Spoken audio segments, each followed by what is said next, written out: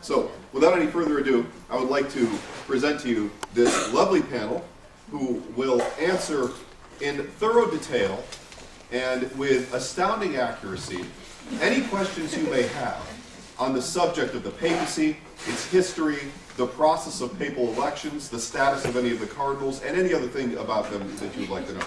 First of all, we have Sister Mary Sharon. She has a master's degree in sacred theology from Providence College and is assistant in the office of the registrar. We have Herr Dr. Professor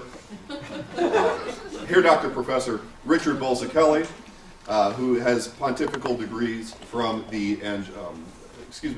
pontifical degrees from the Dominican House of Studies. Dominican House of Studies and International Marian Research. Yes. Any others? Not pontifical. Good. Very good. Yes. And we also have with us Ms. Joan Watson. She has a master's degree in theology from the Franciscan University of Steubenville. And without any further ado, I would like to see if there are any questions for this esteemed panel. They're anxious. You can see how anxious they are to answer any questions or respond to any comment you have about these unprecedented times of the papal abdication. So, does anyone have any questions or comments? Anyone other than Mr. Downey have any questions? Yes, Mr. Downey, if you would. I heard that Pope Benedict had changed the rule for the election of a pope. But he said something the other day about that.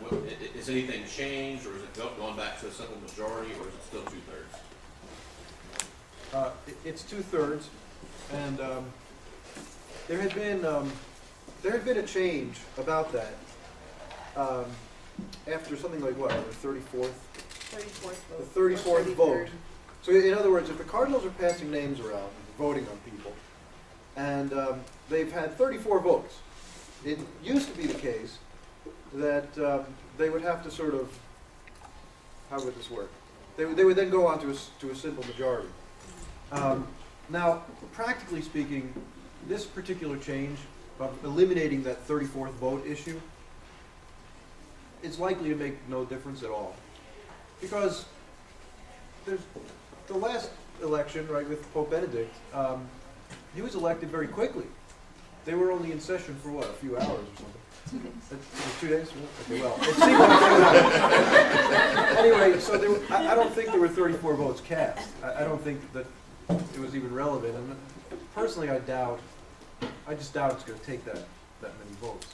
But in any case, he put it back to just always it's going to take 2/3 no matter how many votes you have. I believe, is it right, Dr. Bulzacchelli, that John Paul had made it a simple majority when he in that document he wrote, but then when Benedict became Pope, he changed it back. So I thought there must be something, he must know, or he must have a sense of it's better to do the 2/3 majority. Yeah, I think so. Because you want to show that there really is consensus. Yeah, yeah. And the other thing is that I think, at least from what I read, at the last election, there was more of a sense of who might be the person. But at this one, it's more, I don't want to say up for grabs, but it's not so definite, at least in some people's minds. So it's more. I haven't thought you. Can you clarify that statement? So how do they come up with the names? Because there's cardinals from all over, and obviously cardinals in China clearly don't know anything about cardinals in South America. They don't interact with them that much, I wouldn't think. I mean, they know the name, but they don't know their tendencies, their policies, their makeup. Who comes up with the names that come out? They don't just walk in and say, hey, I met you at dinner last night. I think you'd be the right guy for the Pope. I guess that's kind of how they do that. Do we know? Well, from what I've read, they have meetings. I think they have to have 2 meetings of all the cardinals first before they even go into the election part of it. And it includes the cardinals that are not in the electoral process. But they do, and so they talk about the issues of the church, and they go over all the requirements for the voting. But they also do there are informal gatherings, and they talk to each other. I mean, you do bring up a good point about the language situation, but It's a good time to be a translator because there's got to be a whole lot of them in there. yeah, but so that's, at least they know, you know, they've heard each other, and they've been at meetings like synods together and things like that. And I presume those are mixed somewhat in terms of nationality. So I don't know. John, if you know anything about that? You make the, I mean, you kind of make a joke about over dinner, but a lot of times that is where the business of the Vatican goes on, over coffee and over dinner. You're having conversations with people, people you didn't know before, but you're engaging. They say Vatican II mostly happened at coffee breaks. So, but that's the importance of this time. That's why the conclave doesn't start tomorrow. It's the importance of this time now. The cardinals are all coming together in Rome, and they're going to be in general congregation meetings. The synod point's a good one. Benedict has had a lot of synods, and especially the last one, the bishops did a lot of discussing amongst themselves. So there's probably already names in a lot of people's mind, a lot of the cardinals' minds, who they're going to write on that first ballot. Then as the votes progress, it becomes more and more evident what name is coming up again and again and again. And It's usually if it's going to be Italian, they always come out of Venice or Milan. Usually the Italians come out of those two archdioceses. That's historically what I've seen. But as far as the language, I think the challenge too is you're getting to the point where most of the time, or most recently, all the election have been Europeans that are close, that are going to know Italian, they're going to know the different languages around. Now you're talking about moving maybe outside of that sphere, and are you going to potentially elect somebody that really doesn't have a good knowledge of Latin? What I've heard is Pope Benedict can do it better than anybody. Well, I might put him up against Dr. Gaffney, but I'm doubtful, personally, this is just me being doubtful. I'm doubtful that someone is going to get elected who can't speak a word of Italian and doesn't have a command of Latin. Simply because of the practicality of the matter, right? I mean, the you international publish your language of the documents church. in Latin, right? So, yeah, so, but no, you raised a question.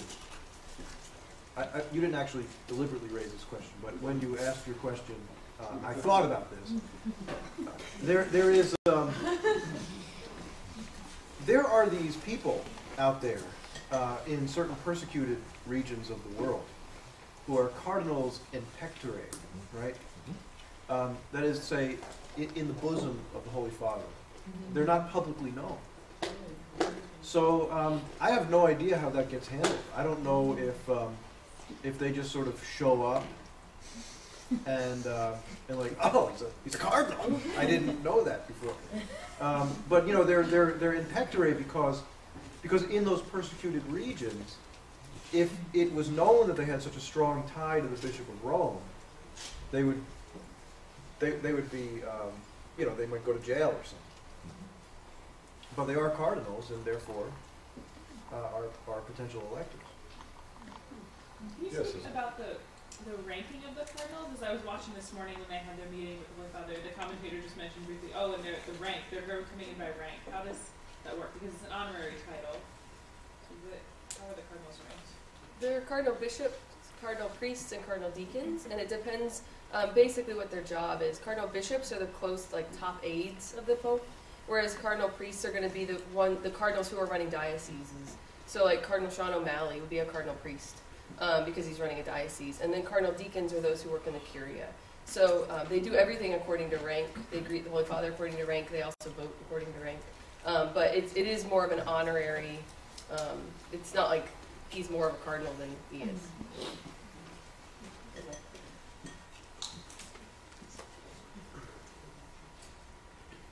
But you do have kind of age limits on being elected, right?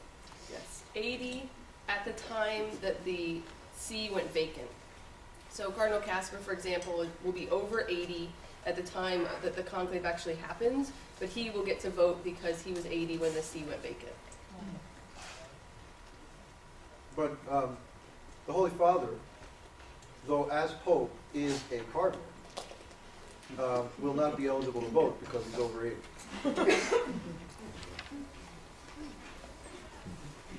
Is there an age limit to be elected the Pope? No.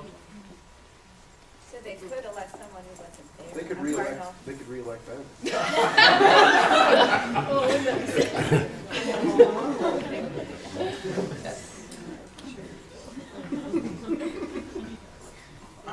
Yes. Do you think that if the Pope was like under the age of 80, he would have voted?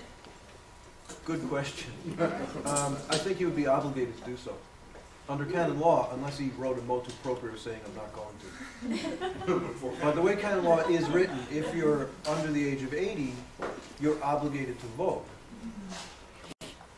You could play the health card. I mean, Right. because I you mean, don't there have are to vote extenuating if you're, yeah. circumstances, but ordinarily, without some sort of serious impediment to being there, you have to vote. Now, the election will go on without you if you just refuse, if you shirk your duty. But you know, they have to wait around until a certain point at which they can't wait around anymore, and then they go through with the election whether people are there or not. But as far as if you were the cardinal, right, and you just choose not to go, that's a sin, right? You have an obligation to perform it, and you're refusing to perform it. So does he revert back to Cardinal Joseph Ratzinger? No, he does not. I mean, he is a cardinal. I mean, the Pope is a cardinal, right? But because he's cardinated in the Diocese of Rome. But no, his title will not be. His title will not be Cardinal Ratzinger. Think about it like this. The way you would think of an abbot, right? If an abbot just sort of got old and retired or something, which does happen, he's still called Father Abbot. Even though he no longer holds the authority of the abbot, there's a new abbot, right? They elect a new abbot, but they still call him Father Abbot, and he wears the mitre and carries the crozier and wears the colors. So it's sort of the same thing here. Is it similar to Bishop Emeritus, like we have? Because I think they said that one of his titles could be Pope Emeritus. Pope Emeritus, yes. So somewhat similar to that Yeah. situation. I have a question. There is a considerable level of discussion about what the church needs. Of course, there's always a discussion about what the church needs. But there is the speculation that the church needs certain attributes out of the new pope. Those attributes could be ethnicity, it could be location in the world, it could be particular interests of what has to be fixed in the church. So as you're all esteemed and knowledgeable in these areas, what are your thoughts about what types of things will be expected and will be perhaps most beneficial as attributes in the new occupant of the chair of peace? It's a very open question. Sorry, don't look at me. No, I don't want to hug it. but it's also very practical. I mean, you can't just say, oh, it's whoever the Holy Spirit picks, because this is a practical thing too. I think he has to be a good administrator. Things in the Curia right now are kind of messy, so I think he needs to be an able administrator who can kind of herd the cats of the Vatican. And I think he has to be pastoral at the same time, and that might be a lot to ask, but we've seen in our last three Holy Fathers, very pastoral teachers, but also father figures. And so I think that's what our world has come to know the Pope to be, a teacher, a pastor. So while I think he has to be an administrator, I think he also has to have that part of a pastor. Do you think he'll be a great intellectual like the last two? No, it's not possible. I would love to see that, but I mean, we're running out of guys. Think about what we're talking about, the caliber academically of the previous two popes. You're talking about some of the most... Pope Benedict is arguably the greatest living theologian. So, I mean, I know it says I. But that's only because he's retiring.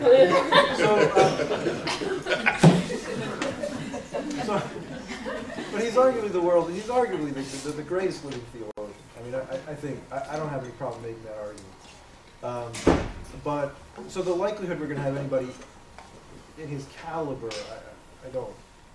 I wouldn't expect that. maybe I'll be pleasantly surprised. Though. Now, I have certain opinions. It seems to me that I think that the Church is facing a time of rejection by the world, very concerted rejection by the world, and perhaps like real persecution at a scale that we haven't faced for a long time. And so my suspicion, I don't think I'm alone in thinking that this is possible, that this is likely even. But my suspicion is that they would want to elect a pope that they think could navigate them through those waters. What does that mean? I don't know. Does that mean someone who's gifted politically? No, or I don't someone who's think. gonna be a I don't think hardliner, gifted or- politically. I think somebody who can preach courage and give the church, including the lay people, the backbone to face persecution. I know that's not what people want to hear, but You think they'll go back to one that's more on the young side, like John Paul II, versus a transitional pope like this one was? you know, it's funny. I hate to answer a question like that because on the one hand, my inclination is to say yes. On the basis of what I just said, I suspect you're going to need somebody with a certain vigor. But in a few days, I could be proven completely wrong, and then it's on the website.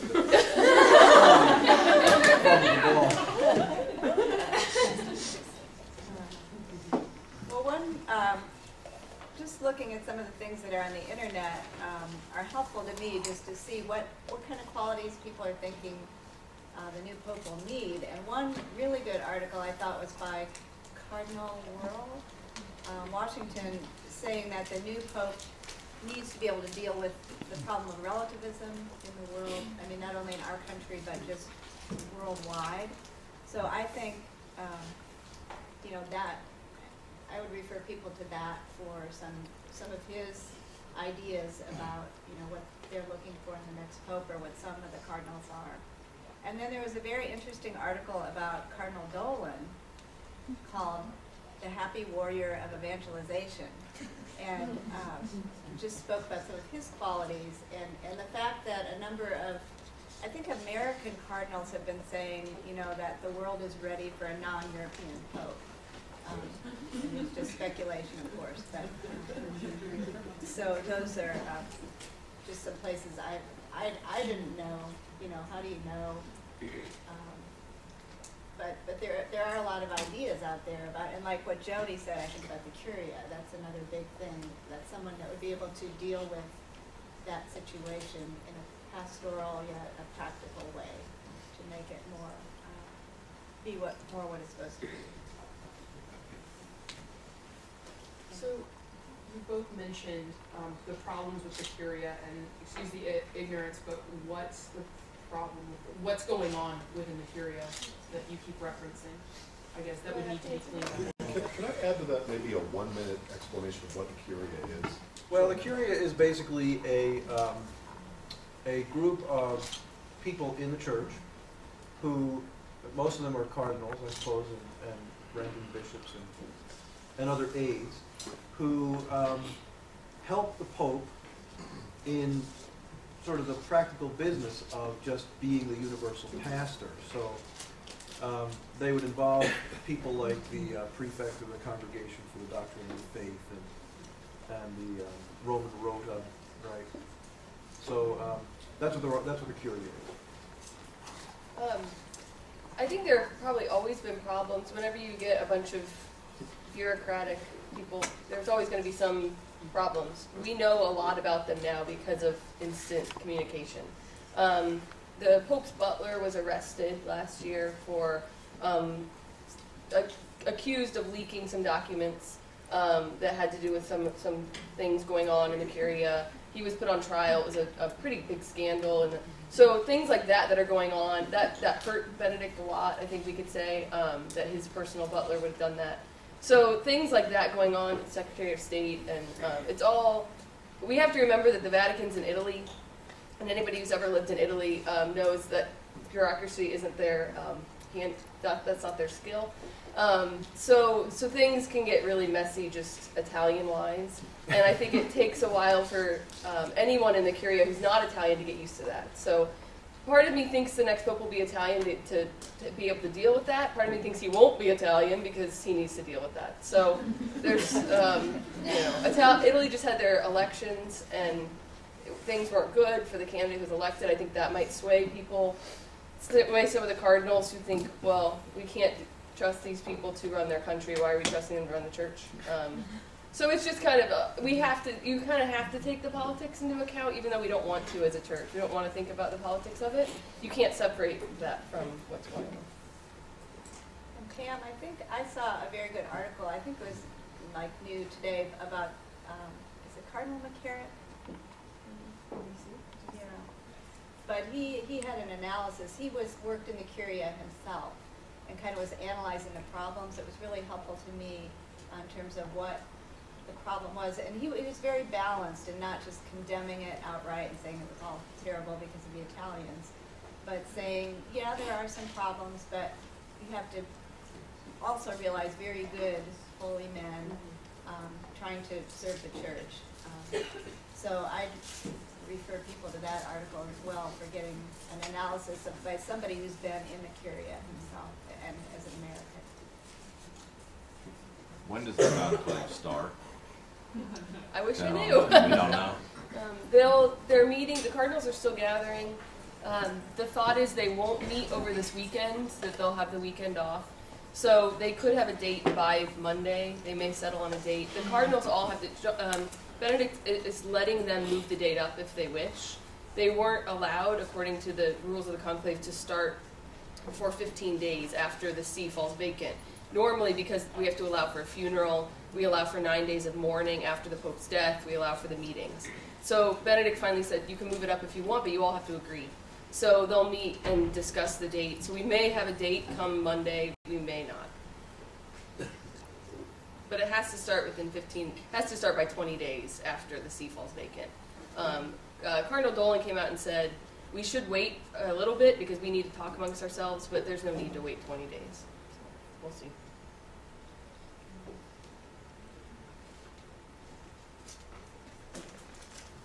If y'all were attending this panel, what are some of the questions you would anticipate? Because I feel pretty important. I read the news, I can keep up, but I feel like there must be something that none of us have thought of yet. Is there any one thing that you all would like to just kind of volunteer? That's a good question. Well, one thing I found interesting that I didn't know about, how is the church governed now, starting after today? That and this, I've got a lot of good articles here, but this is called Papal Transitions, and it's from the USCCB, and it goes into a lot of detail for people that don't know that much about it, but it talks about how there's two big committees, congregations. There's the particular congregation that deals, it's a smaller group that deals with the day-to-day, you might say less important things, but maybe Swiss Guard's getting paid or something, I don't know. Things like that. And then the larger group is called the General Congregation, and that's all the cardinals who talk about the arrangements for the conclave or have a committee within them that does that. But those are the two governing groups, in a sense, of the church until the new pope is elected. And they, let's see, all decisions that are made within those groups are made by majority vote. And, but there's some decisions that only the pope can make, and those just have to wait until he's elected. So I thought that was interesting. There's 8 different, well, for the General Congregation, in the document written by John Paul called Universi Dominici Gregis, about the conclave, there's 8 things that the General Congregation does. I'll just read them quickly. 1 is to swear an oath to observe the provisions of this document on the conclave. well, this would be in the case of the death, to schedule the funeral masses for the Pope. Oversee the work of a commission entrusted with making detailed preparations for the conclave, and it tells who's on that commission and everything. Designate 2 individuals who will present meditations to the cardinals regarding the gravity and importance of the conclave. I thought that was beautiful. It would be interesting to know, kind of like a little retreat, it sounds like. Review and approve expenses. Read any documents left by the Pope for the College of Cardinals.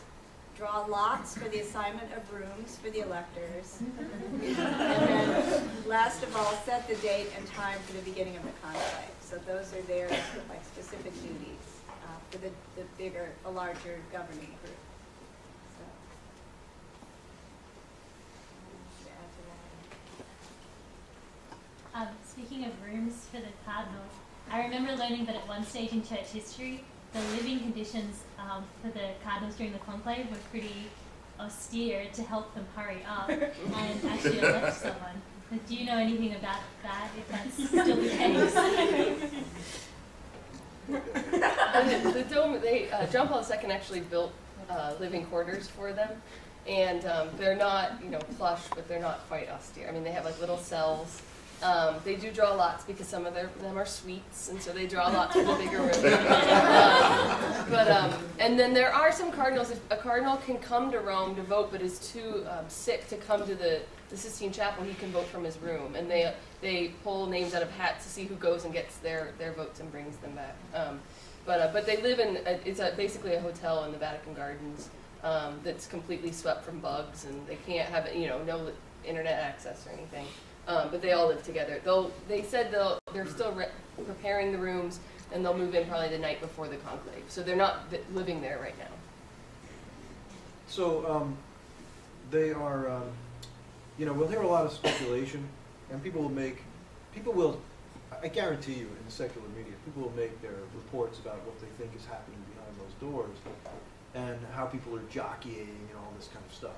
The truth of the matter is, we're not going to have any knowledge of what they're discussing or how the votes come down. We will have no knowledge of that at all. The only thing we're going to know is who ultimately gets elected. And the reason for that is that these people take a vow of secrecy about these deliberations that binds them for the rest of their lives. So, yeah, it's just, and of course we know exactly why that's the case, right? Because what we want once that decision is made of who ultimately is the Pope, the whole church owes their obedience to him, including all the cardinals who didn't vote for him in the first place. So it's very important to make sure that when the cardinals emerge from that room, they have absolute unanimity in accepting that this was the guy, and nobody should second guess it, and we should just assume that every single one of them voted for that man, even though we know that that's practically probably not the case. And isn't it?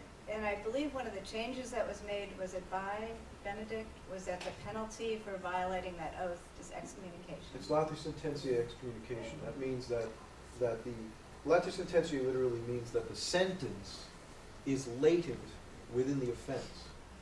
In other words, you would not do this thing unless you were in your heart out of communion with the church. It's a betrayal of the church itself. So when they go in, they slide the big bolt on the door and close it. Is it just the cardinals, or do they have translators? How do they communicate with one another? There are 2 secretaries, I believe, and that's what Benedict switched. Is now their punishment is excommunication as well. I think there are at least 2 secretaries, but there aren't translators or anything, and everybody's bound by that same seal.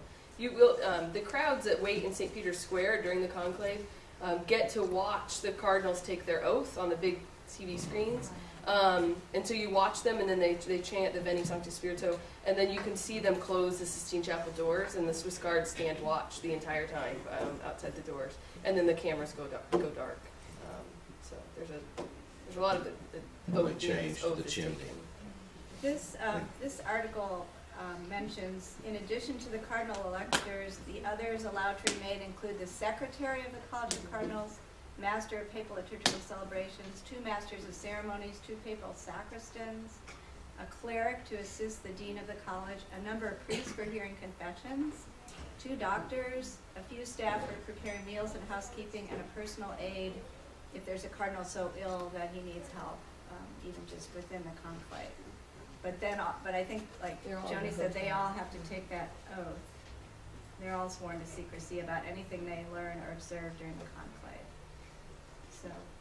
And since I know none of us have ever been in a conclave, we'll never be in a conclave, are we to assume that when they are speaking, like, to the group, that they're speaking Latin? Because would all the cardinals would obviously know that, like, to get over some of these translation problems that you would think would occur, like over dinner, or are you talking about like Brazil or something? Are you talking about over dinner, or like actually in the Sistine Like Chapel? when they're actually in the Sistine Chapel, any point of order needs to be made, or any small thing, would that necessarily have to be in Latin? And not only as the language of the church, but also as the most common tongue probably among the cardinals. I don't know. I mean, obviously we don't know. But I mean, if they talk to the group and it's a cardinal from Vietnam and he only speaks Vietnamese, how do the others know what he's saying? But and they're also not in like the Sistine Chapel 24/7. I mean, it's not like they're like hanging out just always voting. You know, so what's happening in the Sistine Chapel where they're all together is very little. They're voting. They're all reading their votes out. You know, so yeah, but maybe even over coffee, as Jesse's saying, like if the cardinal from Vietnam is speaking with the cardinal from Canada, would Latin would be common among them more so than maybe even English? That's a good question. I'm going to just guess, okay? I'm going to say they're going to speak French. Those 2 you just named, right? Yeah, they're probably going to be speaking French. So, I mean, I think, it depends on what combination of countries you're putting together. Most people in the world are multilingual. It's only, we Americans are people with the problem. Right. That's true.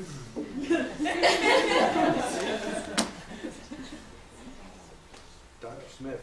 Oh, good. Thank you. I have a question. It's kind of maybe of a little bit of a theological nature. I'm not sure. You can tell me. So I've said, and other Catholics have often made this kind of statement about the election. The Holy Spirit guides the cardinals in the election.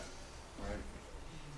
Now I've said that, and then I've reflected on it. What do I mean when I say that? Right? Does this mean something like we don't have to worry that they're going to pick the wrong guy? And if it means that, does that mean that this decision is infallible? And if it doesn't mean this, does that mean that they could pick the wrong guy? And what would that mean? Yeah, that's a great question. Thank you. So now I'm going to render a theological opinion. What that means is that I think it's within the bounds of orthodoxy, but you're of course free to disagree with this statement, and I may be wrong. But here's the way I understand that. Yes, it's guided by the Holy Spirit, and I would like to believe that these days the Holy Spirit exercises a fairly active hand in these matters. I personally think that the last couple of decisions were great, and I think the Holy Spirit prompted the cardinals, and they listened to the prompting of the Holy Spirit. However, we know historically that sometimes less than optimal decisions have been made. And I think, it's a disservice to the church, I think, to be dishonest and pretend that that's not the case, because we can all do research today, and we can find out that I'm lying, and that looks like the church is just weak and I need to cover up for it. No. Sometimes less than optimal decisions have been made. But the church teaches that whoever sits in that chair holds the keys and exercises a charism of infallibility. And in this sense, the Holy Spirit will guard the church, even against a bad decision of who turns out to be the Pope. And we will be okay. So I'm thinking, right?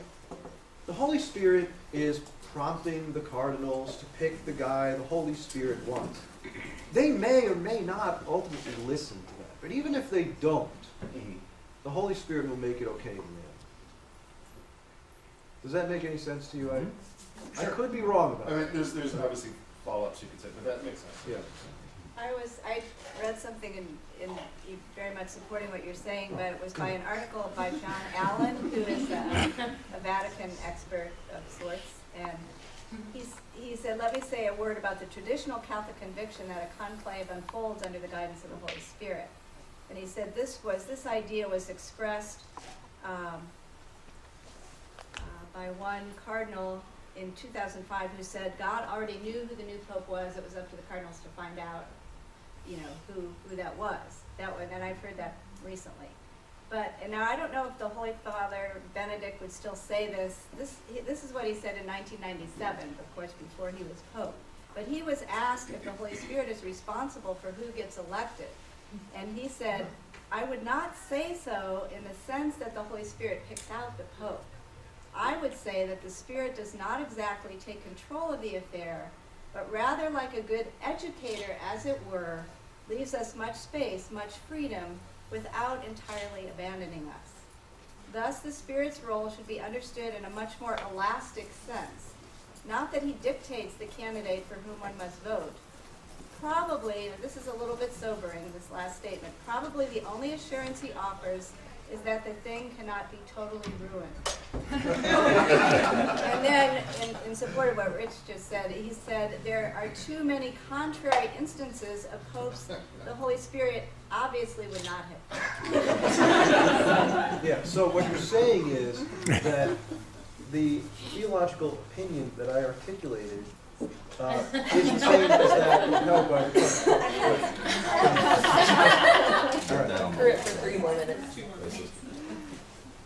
Is it 5 more minutes until, Yes. and then we have a Pope Emeritus? Yes. And is it also 5 more minutes until the Holy Father steps down? Yeah, can I make one statement in response to that? Yeah, We are about to enter into a state in the church that the church regards as defective. I think it's important for us to think about this, right? In other words, I'm not saying, of course, the church is like broken. What I'm saying is the church has to have, it's supposed to have the ministry of the bishop, of the successor of St. Peter.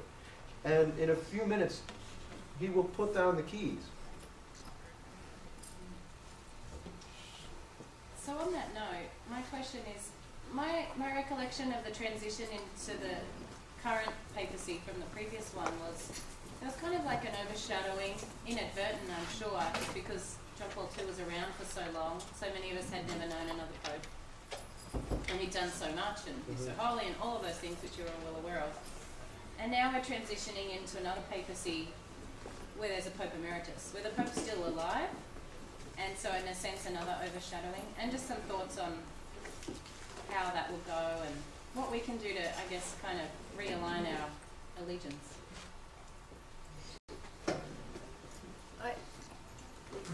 It's interesting. I went through the same thing. When John Paul II died, I thought, how could we ever have another Holy Father? How could I have allegiance to another Holy Father? This is impossible. I've only known John Paul II. And it's amazing, and this is just a personal thing. It was amazing standing and watching Benedict come out at the loggia. It was, I had been standing in the same spot 3 weeks earlier at the funeral. And now I was standing there with a new pope. And where I'd once been crying because I was saying goodbye to the only Holy Father I'd ever known, I was now crying because I had a new Holy Father, and I was overjoyed. So I think sometimes God really helps us, especially with this time of defectiveness in the church, this time of emptiness. Rome, if you were in Rome right now, Rome feels empty. It feels like like sheep without a shepherd. And so I think this time helps that, where we realize we need someone. And yeah, he's not John Paul II, but he's our Holy Father all of a sudden. And I don't know, that's just a kind of a personal thing that I think once, I was worried about it, especially since I'm not over there. And I told my mom, I said, I witnessed Benedict coming out. Am I going to ever feel like this new Pope is my Pope? Because Benedict was my Pope.